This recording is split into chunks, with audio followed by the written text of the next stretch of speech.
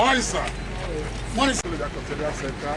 Open out this one came 119, but we were able to capture 11.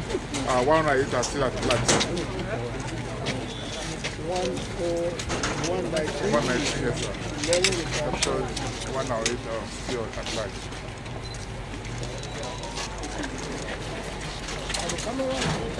Hello. Show cameras. Okay, I'm good.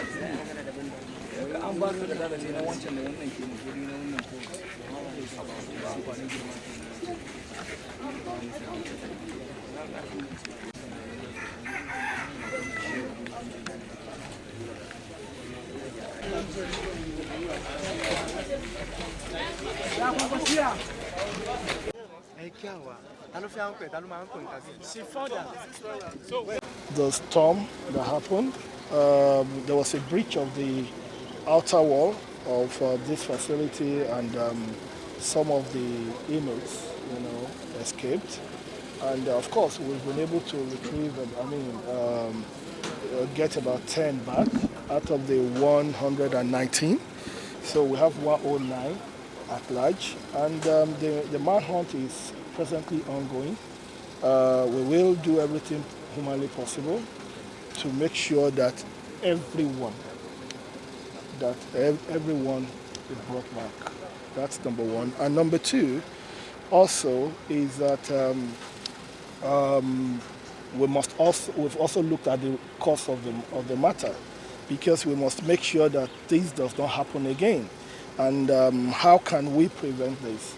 Obviously, we can see the walls are actually old, and unfortunately, there are certain responsibilities that we must take, and but the most important thing is we'll do everything possible to restore sanity and to ensure that this does not happen in any other facility.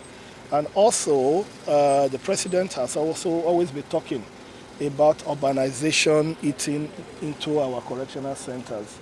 And this is a clear testimony. You can look at the environment. It shows that we need to relocate a lot of our correctional centers, and we need to relocate them away from city centers, and to create better space, better security, and better infrastructure. But as we've said, we're not here to make excuses. We are here to take responsibility.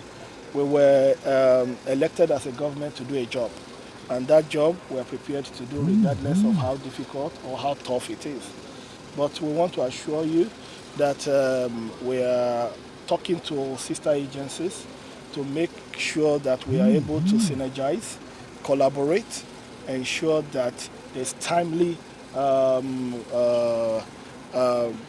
return, of these escapees, and you can be rest assured we'll put everything in place to make sure that this does not happen again. How many did escape now? I said 119 escaped, and 10 had been gotten, so we still have 109, at large. And let me say this was a facility that was built to house 250. And obviously because of, before the incident that happened, we had 499. This goes to what we keep talking about overcrowding in our correctional centers. So this is, as much as by the grace of God, I'm very optimistic we'll solve this problem, but it also gives us probing questions, and in every crisis, there's always an opportunity for greatness. So it's for us to, as a people, as a country, to also be able to sit down and critically be able to fashion out a correctional system, that will work for us and to the benefit of all Nigerians. But as I've said, there are a lot of things that I won't be able to say on camera, even with the correctional center, with a lot of reporting lines and a lot of issues. We will handle those things behind the scene and make sure that, as I said, this could have been avoided if the right information, at the appropriate time had been disseminated with regards to the structure, with regards to this incident. But of course, we're not, as I said, I wasn't appointed by President Bola Ahmed Tinubu to make excuses. I was appointed by him to take responsibility, and we're not shying away from this responsibility. We will take it, and we will get them back, and we will secure our correctional centers and make sure that this doesn't happen anywhere else in Nigeria. Thank you very much. Thank you. Sir, please to say some speedy interventions in the NI, the immigration, and as regards even welfare officers within your ministry. How soon are we going to see things happen? There are some facilities, being developed. The point here is that we're here for correctional centers. And when you talk about, this is a national issue, and something that borders on national security. It's a sober moment for me as a person. So also I believe it's a sober moment for all of us, and even our men in uniform. We've done a lot, but things like this, could, pull us back a bit. So it's a sober moment for us, and I sincerely think we need to concentrate and focus on the issue on ground and put all our energy into making sure that we solve this problem as soon as we can. And about welfare, I don't think any of our officers are complaining because we are doing well. President Bola Ahmed Tinubu has been so magnanimous in making sure that he takes care of the welfare of officers.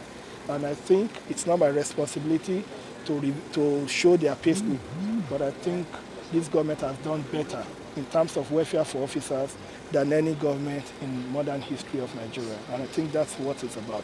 But as I said, let's concentrate on the correctional center. Let's concentrate on what has happened. Let's see how it affects our security architecture. And let's see the solution that we can provide, both in the short term here by getting these people back, and in the long term in terms of making sure that this doesn't happen in the other 245 correctional centers. I think that's the focus now. That's the debate that we should have. That's where we should focus our energy. Nigerians must be safe. Nigeria must be a safe nation. And our custodial centers must not just be home for the most vulnerable, but must be a place of hope, even for the most hopeless in our society.